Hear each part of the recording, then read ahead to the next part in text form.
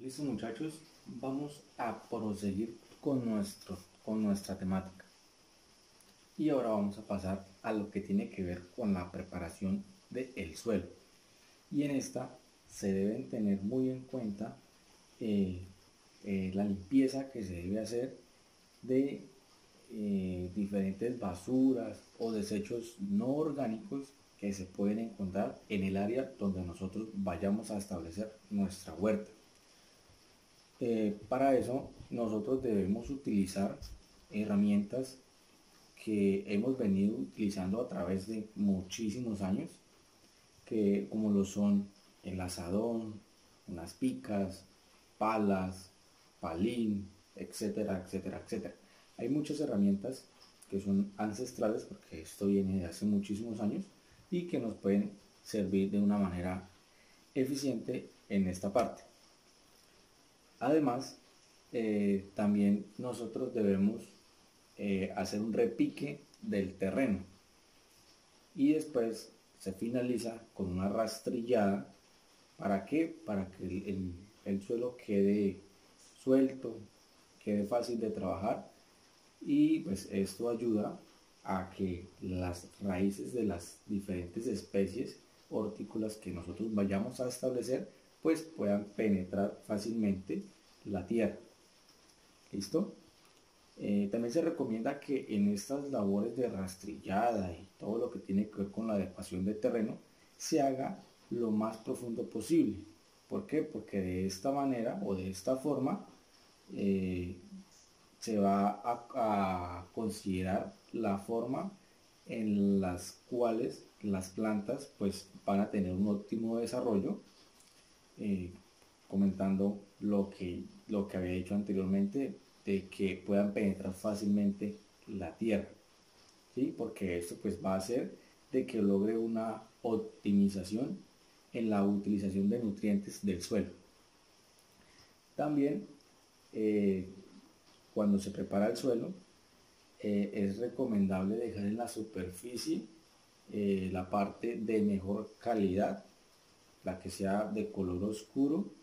¿Por qué? Porque pues esta normalmente es la parte que más tiene contenido de materia orgánica. En la parte de la fertilización. En la parte de la fertilización encontramos de que las hortalizas y la mayoría de cultivos que se puedan establecer en una huerta obtienen la mayor cantidad de nutrientes del suelo, lo cual determina la calidad, tamaño y cantidad de hortalizas o cultivos. Y esto va a repercutir directamente en donde en la producción y rentabilidad. Pero en esta parte nos vamos a enfocar específicamente en la producción porque debemos satisfacer las necesidades de nosotros y de nuestras familias. Ahora, una buena profundidad de un suelo es más o menos, una profundidad efectiva es de más o menos de 40 a 50 centímetros. Eso está en la literatura y lo pueden ir y buscar y así tal cual aparece. ¿Listo? Además, se tiene que establecer de que debe tener una suficiente materia orgánica. Eso se puede determinar por la contextura física del suelo y por la coloración. Eso lo va aprendiendo uno a través de las experiencias que haya tenido en campo. Los suelos arcillosos son duros, no son apropiados. Aquí ya pasamos al tema de las diferentes o los diferentes tipos de suelos con los que nosotros nos podemos llegar a encontrar y que pues en dado caso que nosotros estemos en esa eventualidad pues debemos encontrar la manera en la cual vamos a mejorar ese tipo de suelo y eso se hace digamos que de una forma establecida. Hay unos parámetros establecidos en la literatura y pues vamos a tratar de enumerar uno por uno esas características o esas herramientas que pueden tratar de enmendar o mejorar la calidad del tipo de suelo con el que nosotros nos podamos llegar a encontrar. Entonces, empezamos por los suelos arcillosos. Estos suelos tienen una característica específica y es que son muy duros, bastante fuertes, son difíciles de trabajar. Normalmente no son apropiados para establecer hortalizas, pero pues hay ciertos abonos orgánicos que se pueden utilizar para el mejoramiento de este, y es el uso de gallinaza o productos obtenidos del compost. Eso es una cuestión que se ha podido determinar a través de eh, diferentes experiencias que se han tenido antes. Los suelos arenosos. Estos suelos son pobres en todo, porque son difíciles de trabajar, son muy complejos. Pero en dado caso que nos lleguemos a enfrentar a un tipo de suelo de estos, pues debemos por lo menos tener una idea de cómo poder hacer productivo ese suelo, porque pues es difícil, pero se puede. Entonces, se cuenta de que este tipo de suelo tiene un malísimo drenaje. Empezamos por ahí. Son malos en fertilidad. Este se puede llegar a mejorar como el anterior, con materia orgánica, es decir, compost, gallinaza, ¿sí? Todo eso para ayudar a enriquecer los nutrientes y a hacer suelo, que es lo más difícil que hay. ¿Listo? Esto para que lo tengan muy en cuenta. Hacer suelo es difícil, es muy complejo, es un trabajo bastante complejo. Normalmente, cuando nos encontramos a estos tipos de suelos, se deben aplicar ciertos correctivos cuando los suelos son muy ácidos. Sí, hay una manera de bajar esa acidez, y esa la hacen a través creo que todos la conocemos, o pues si no la conocen, la vamos a mencionar, que es la cal o el calfos o ceniza, todo depende de con lo que contemos en donde estemos trabajando. Lo normal que se hace, o lo primordial que se debe hacer cuando se va a establecer un cultivo, es una muestra del suelo. Sacar una muestra del suelo, llevarlo al laboratorio, y el laboratorio nos va a arrojar todo lo que tiene el suelo, en qué es rico, en qué es pobre, qué le falta, qué le sobra, pues, se le puede poner. Pues todo eso nos lo arroja un análisis de laboratorio. ¿Listo? ¿Por qué? Porque pues teniendo toda esa información nos va a ayudar a nosotros a tener un uso racional de los diferentes insumos que se puedan llegar a necesitar. Insumos normalmente que son ya de químicos, puede ser, pero esos insumos son bastante costosos. Entonces eso nos ayuda a aliviar costos en cuanto al establecimiento del cultivo. En esta parte de esta diapositiva encontramos la elaboración de un biopreparado. Para eso vamos a establecer nosotros una guía de trabajo, porque es una herramienta fácil de construir, de hacer, debido a que todo lo que utiliza son elementos básicos que pueden encontrar absolutamente todas las personas que están desarrollando este proyecto, y pues las vamos a comentar, y cualquier persona que llegue a ver este video pues la puede conseguir, como lo es estiércol de ganado bovino, melaza, leche, y ya. Con esos tres elementos se puede realizar un biopreparado. Y pues el otro elemento vendría a ser una caneca de 20 litros, que eso es una caneca de pintura normal. Y pues ahí es donde se entraría a empacar, a hacer la mezcla de estos elementos. Listo, esto lo vamos a ver más adelante de forma más detallada, debido a que es una herramienta esencial, básica de hacer, y pues nos ayuda a aliviar costos de trabajo. El control fitosanitario es muy importante. ¿Debido a qué? Debido a que si nosotros tenemos un control adecuado de plagas y enfermedades, vamos a tener un óptimo desarrollo en nuestro cultivo. Cualquier problema que se nos llegue a presentar, ya sea con una plaga o una enfermedad, nos va a atrasar el cultivo. Y ese atrasamiento nos va a repercutir de manera directa en la producción, que es lo que nos interesa en este momento. Y pues en dado caso de que nos repercuta en la producción, pues si nosotros vamos a tener intención económica o a tener intención de venta de estos productos, pues también nos va a repercutir de manera directa porque nos va a atrasar el cultivo. Y si se atrasa el cultivo, es probable de que cuando salga el cultivo pueda haber una abundancia de producto y los precios van a ser muy bajos. ¿Sí? Pero si nos sale cuando nosotros lo necesitamos o cuando lo quisimos o para cuando lo programamos, probablemente puede que nosotros tengamos una baja producción en el mercado y ahí se aprovechan los buenos precios, teniendo una obtención económica bastante interesante.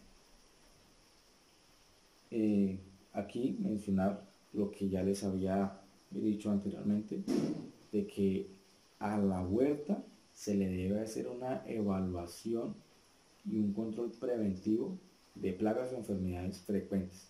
O sea, se debe realizar observación de esta muy detalladamente, muy dedicada. ¿Por qué? Porque cualquier cosa, cualquier mínimo detalle que se deje escapar nos puede generar problemas bastante grandes. En cuanto al control fitosanitario, bueno, pues esta parte, cuando se hace con químicos, ese control, se busca de que la mayoría de elementos o de productos que se vayan a trabajar sean de etiqueta verde. Es decir, la mayoría de elementos que se trabajan, como son plaguicidas, herbicidas y todo eso, tienen unas etiquetas al respaldo en donde va desde muy tóxico, nocivo, cuidado y cuidado azul y cuidado de color verde. Lo que se busca es que la mayoría de elementos que usted llegue a necesitar y que sean de origen químico, pues sean de color verde. ¿Por qué? Porque es lo menos tóxico que hay en el mercado. Porque se utilizan lo que es muy tóxico. En esa parte hay que tener mucho cuidado porque al utilizar esos elementos nosotros mismos ponemos en riesgo nuestra salud, y para eso pues venden unos utensilios y una vestimenta adecuada para el adecuado manejo de este tipo de productos, ya que se deben de tener mascarillas, no como el cubrebocas que utilizamos nosotros, que es desechable, ese no serviría. Se utilizan unas mascarillas de tipo industrial, prácticamente tienen unos filtros para ayudar a aliviar y a filtrar adecuadamente toda esa parte tóxica, y que la persona que utilice esos productos pues no tenga, digamos, en el momento problemas de salud.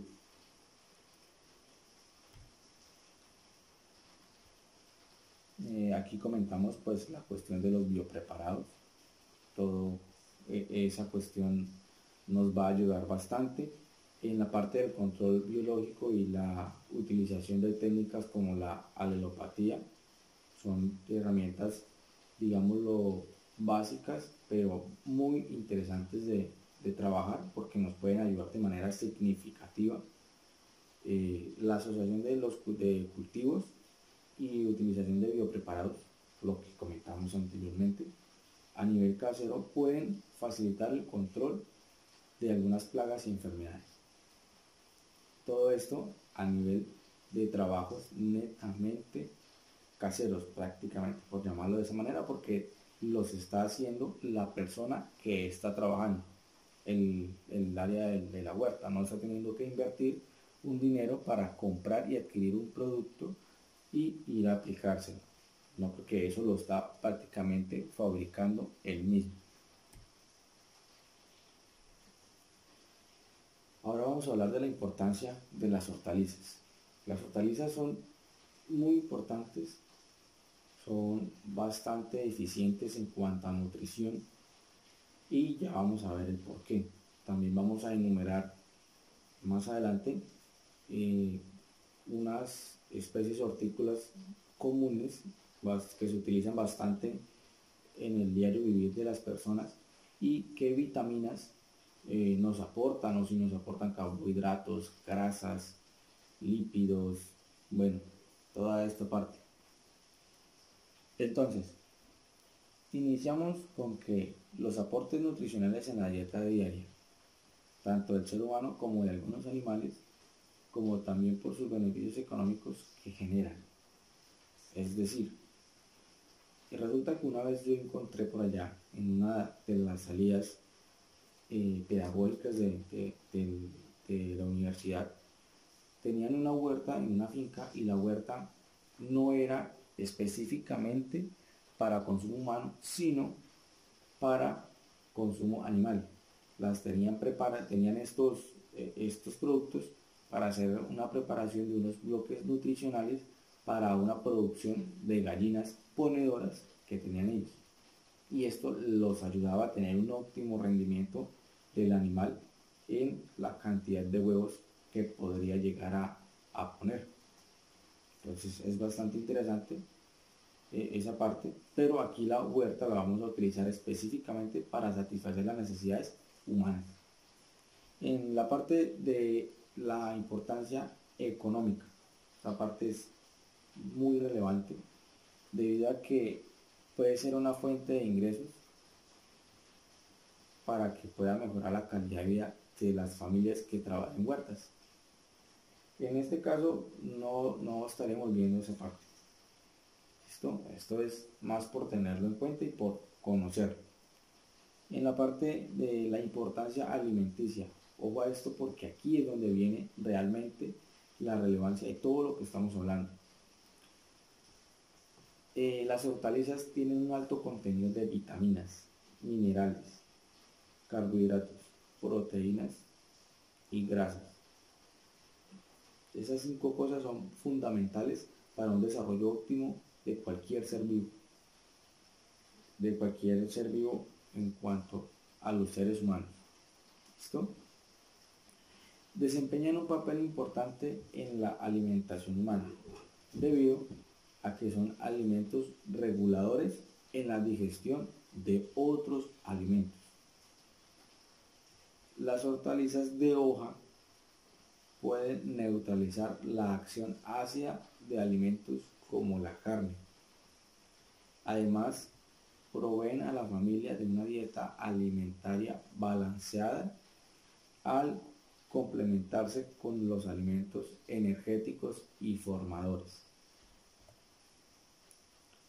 También encontramos una importancia socioeconómica de las hortalizas y esta radica en que utiliza de una mejor manera la mano de obra familiar y esto va directamente relacionado en la generación de empleo o la generación o una mejor utilización del tiempo de toda la familia, debido a que pues utilizando esto se reducen costos de producción también. ¿Por qué? Porque no van a tener que estar pagando un salario a una persona o un diario a una persona para que haga ciertas actividades, sino que se repartan las tareas entre la familia y con lo que van a invertir en eso, más bien lo invierten en semillas para sembrar y obtienen una mejor obtención en producción y esto repercute directamente en la parte económica.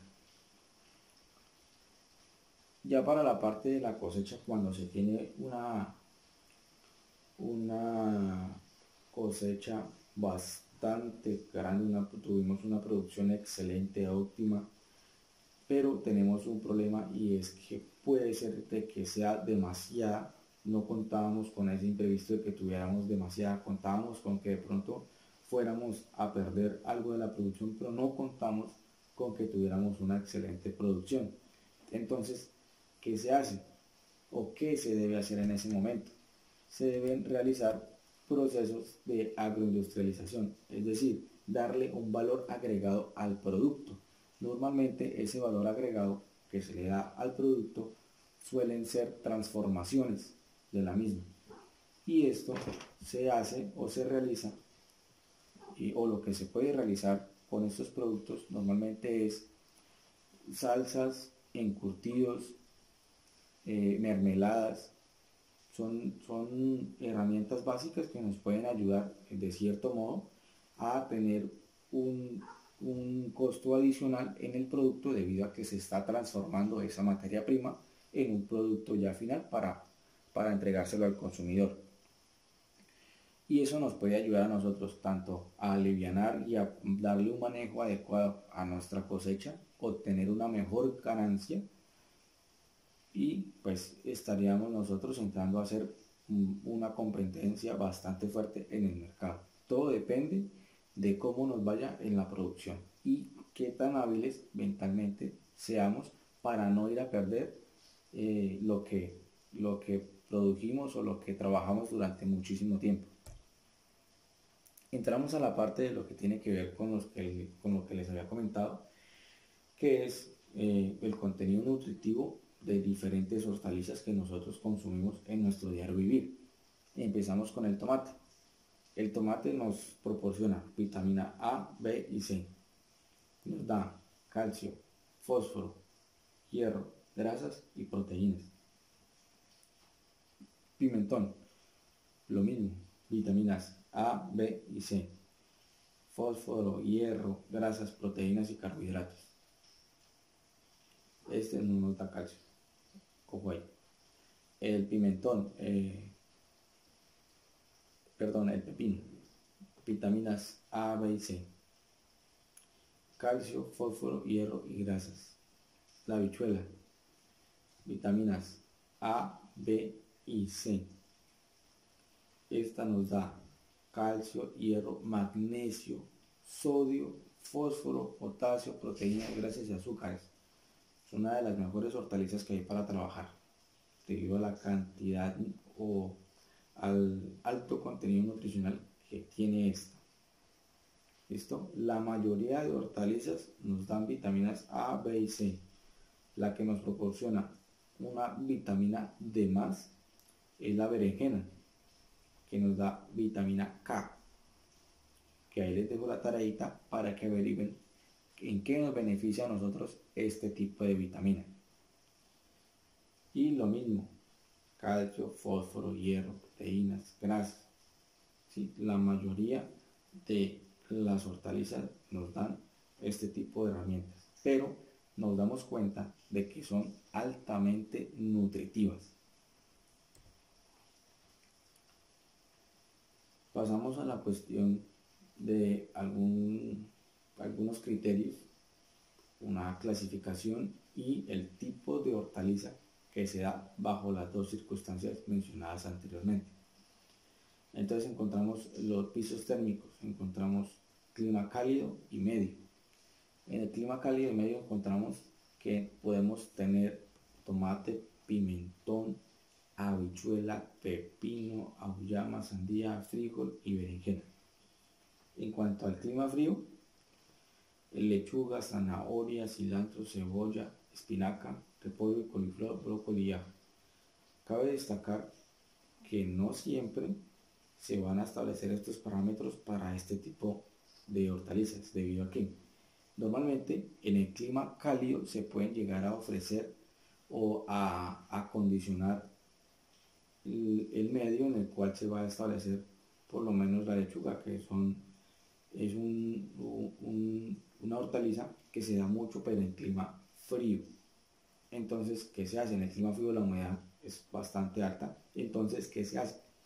En el clima cálido lo que se hace es que se establecen sistemas de riego puede ser que lleguen a establecerse, dependiendo de la especie, a necesitar el uso de un sombrío o de una polisombra.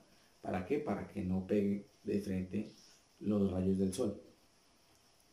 Pero se puede dar esas hortalizas en el clima cálido, acondicionando el medio para que se pueda desarrollar ese tipo de hortaliza. ¿Listo? En cuanto a la parte comestible, encontramos de que nosotros nos consumimos la raíz, el bulbo, el tallo, las hojas, la flor, el fruto.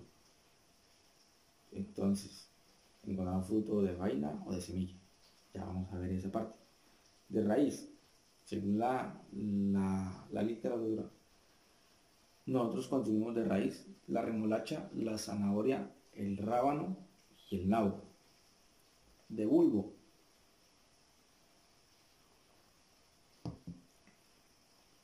consumimos el ajo, la cebolla cabezona. De tallo, el espárrago, el apio, la cebolla, el cilantro y el perejil. De hojas, la espinaca, el repollo, lechuga y la selga. De flor, la alcachofa, el coliflor y el brócoli. De fruto, el ají, el pimentón, el tomate, el pepino, el melón, la sandía y la berenjena. Y ya de la parte de frutos de vaina o de semilla, nosotros encontramos el frijol, la habichuela, la alberja y el haba. ¿Listo? En cuanto a duración, encontramos de que pueden ser perennes o semestrales. ¿A qué vamos con esto? A que existen ciertas hortalizas que tienen un determinado tiempo de producción y que después de ese tiempo pues ya simplemente se recurre a reemplazarse normalmente por otro cultivo para hacer una rotación de cultivos en el área donde nosotros estemos trabajando. Listo, en esta parte encontramos en perennes la alcachofa, la cebolla, el espárrago y el cebollín. En semestrales encontramos la habichuela, el tomate, el pepino, el pimentón, la uyama, la sandía, la berenjena, entre otras. En cuanto al sistema de propagación, está por semilla sexual o por semilla vegetativa. Por semilla sexual, es decir, que nosotros vamos y enterramos la semillita en la tierra, una por una, o dependiendo del número de semillas que vayan a establecer del número de plantas que se vaya a establecer en el área donde se vaya a establecer la huerta. Entonces encontramos sexual, habichuela, tomate, pepino, pimentón, auyama, sandía, entre otras. En cuanto a semilla vegetativa, se encuentra la cebolla cabezona, el estolón, hijuelos de alcachofa, espárragos, entre otros. En el tipo de siembra se encuentra siembra directa, siembra de trasplante. En la siembra directa encontramos lo mismo que prácticamente los mismos cultivos que se mencionaron anteriormente, como son habichuela, pepino, uyama, frijol, zanahoria, espinaca y remolacha, entre otros, de siembra directa. Y se encuentra siembra de trasplante, como lo es el tomate, el pimentón, el apio, el brócoli y la berenjena. En cuanto al tipo de semillas que nosotros vamos a conseguir, nosotros tenemos de que cuando se consiguen las semillas en nuestros agropuntos, y con esto vamos a cerrar esta charla por el día de hoy, ellas vienen recubiertas por un polvo morado. Ese polvo morado es un fungicida que se llama Vitavax. Eso lo tienen la mayoría de semillas debido pues a que se quiere prevenir la propagación de hongos en el empaque donde estén almacenadas nuestras semillas. Pero la semilla debe contener unas características específicas para que sean idóneas para trabajar. Y estas son que la semilla debe ser certificada, debe poseer un grado de madurez óptimo, debe ser sana, estar limpia y tener un muy buen porcentaje de pureza, y debe estar debidamente identificada en el empaque que venga, y debe estar certificada por el ICA. ¿Listo? Esas certificaciones nosotros las podemos comparar, vemos la certificación en la etiqueta, vamos a la internet, consultamos las etiquetas, o sea, ponemos ese código y nos debe aparecer esa etiqueta activa actualmente en el momento que vayamos a hacer la consulta. Y pues ahí verificamos de que en realidad, pues en una fuente confiable, estamos mirando, puede ser la página oficial de esta entidad, que nos certifique de que en realidad esta cuestión está activa. Los requisitos de empaque. Debe estar, o nosotros debemos ir a conseguir este tipo de semillas en un agropunto certificado. O sea, debemos ser muy conscientes en eso, y es que no en todo lado nos van a vender la misma calidad de producto. El empaque debe contener la casa productora, la especie y variedad, porcentaje de pureza, porcentaje de germinación, fecha de análisis, peso neto, producto usado en el tratamiento. Todo eso lo contienen las etiquetas de las semillas. El empaque debe ser adecuado en tarro o en empaque metalizado, empacados al vacío. Normalmente ahorita se manejan empaques también creo que es como cartón o plástico, pero vienen empacados totalmente al vacío, y las semillas están en muy buenas condiciones. Bueno, muchachos, yo creo que vamos a dejar hasta aquí esta charla. Creo que nos falta muy poco por terminar, pero es bastante interesante que vayan dándole una revisada a esta parte.